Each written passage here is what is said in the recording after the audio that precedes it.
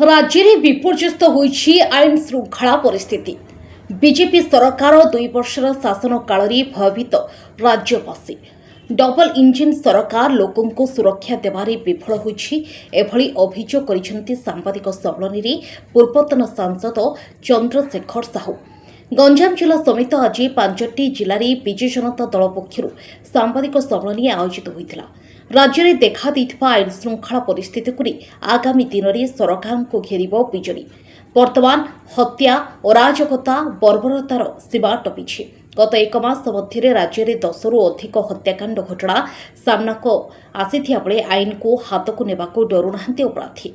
राज्य में आईन श्रृंखला व्यवस्था एवं चुलिकी गलानी। एमिति परिस्थिति सृष्टि हेलानी एठारे पुलिस कर्मचारी मध्य सुरक्षित रुहंती। जिला बीजेडी तरफ आयोजित सांबादिक सम्मेलन में सरकार बर्षिंट वरिष्ठ बीजेडी नेता चंद्रशेखर साहू।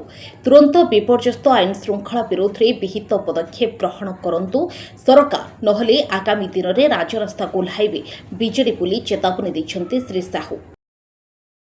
आज आमर जो प्रेस कॉन्फ्रेंस थिला माननीय विरोधी दल नेता पूर्वतन मुख्यमंत्री नवीन पट्टनायक निर्देश क्रमे थिला 5टा जिले आज होगा गंजाम जिला से अन्यतम। एवं आपण जहाँ कहले ठीक कथा कहले जे निजे पुलिस कर्मचारी सी मध्य सुरक्षित नुहे एवं पुलिस कर्मचारी पुलिस आगे मब्रे मरा हो।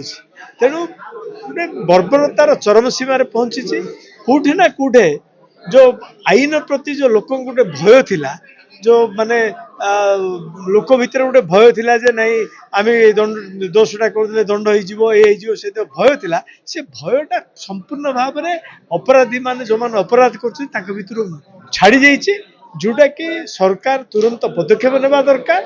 एवं आईन श्रृंखला परिस्थिति अच्छी एवं आईन श्रृंखला बोली गोटे विभाग अच्छी एवं होम डिपार्टमेंट गोटे विभाग अच्छी ये लोक मन को आनिया दरकार जोटा कि सरकार संपूर्ण भावुँ पासरी जाइए से विषय संपूर्ण पासरी जाइए। तेणु जो मैंने निर्वाचित प्रतिनिधि से लोक भोट देते लोक मान द्वारा से निर्वाचित तेणु को निष्ठापर भाव में आईन श्रृंखला परिस्थिति को सुधार पड़ो एवं आईन श्रृंखला परिस्थिति बजाय रखा पड़ो एवं लोकों भितर जो भय रही से भय को मुक्त करा पड़े लोक लोक जमी भावे जे आम गोटे अति निरापद भाव में बंचार आमर अधिकार रही कथा लोक मन भर आस।